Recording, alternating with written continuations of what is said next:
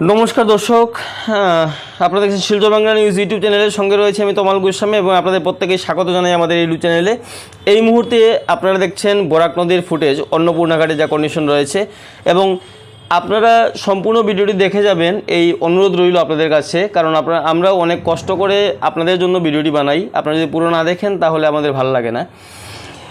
আজ প্রাপ্ত খবর অনুযায়ী রাত 8টার সময় 4 সেন্টিমিটার প্রতি 1 ঘন্টায় জলস্তর বৃদ্ধি পেয়ে শিলচর অন্নপূর্ণা ঘাটে বরাকের জলস্তর দাঁড়ালো 19.86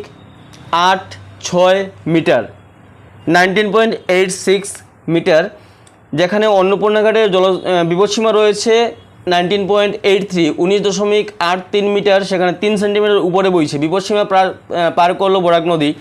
রাত 8টায় বিপদসীমা অতিক্রম করলো শিলচর অন্নপূর্ণা ঘাটে বরাক নদীর জলস্তর। এখন অনেকেই উদ্বিগ্ন অবস্থায় রয়েছেন, অনেক আশঙ্কা ব্যক্ত করছেন যে আবার নাকি বন্যা হয়, বন্যামূলক পরিস্থিতি যদি আবার সৃষ্টি হয় তাহলে শিলচর শহরবাসীর এই মুহূর্তে কী অবস্থা হবে তা অনেকেই ভাবছেন এবং রীতিমতো ভাবিয়ে তুলছে। বরাক নদীর জলস্তর যেভাবে বৃদ্ধি পাচ্ছে, সকাল থেকে যদি দেখা যায় তাহলে বৃষ্টি ছিল না, বৃষ্টি না থাকা সত্ত্বেও 5 সেন্টিমিটার, 7 সেন্টিমিটার, 8 সেন্টিমিটার এবং 6 সেন্টিমিটার করে প্রতি ঘন্টায় বৃদ্ধি পাচ্ছে। এবারের যে খবরটি আমাদের রয়েছে সেটি হচ্ছে মোবাইল বিল। আপনারা যে মোবাইলে রিচার্জ করেন সেটি 25 থেকে 27% রীতিমতো বাড়তে চলেছে। তা নিয়ে আজকে একটি সচেতনামূলক কার্যসূচি হাতে নেন AIDYOর সদস্যরা। মিজোরামে একটি ঘর ধসে যায় হঠাৎ করেই এবং ঘুমন্ত অবস্থায় মা, বাবা এবং শিশুকন্যা 3 জনের মৃত্যু হয় বলেও আমরা জানতে পারি। অনেক কষ্টের পরে যুদ্ধকালীন তৎপরতায় কাজ করার পরে শিলং মেঘালয় যে রোডটি রয়েছে বরাক উপত্যকার সঙ্গে ব্রহ্মপুত্র উপত্যকার যোগাযোগের, সেটিকে আজকে সারিয়ে তোলা হয় এবং এখন যান চলাচল মোটামুটি করা যাচ্ছে বলেও আমরা জানতে পেরেছি। এবং আমাদের পরবর্তী যে আপডেটটি, এখন স্ক্রিনে যে ফুটেজটি আপনারা দেখতে পাচ্ছেন সেটি হচ্ছে করিমগঞ্জ কুশিয়ারা নদীর অবস্থা।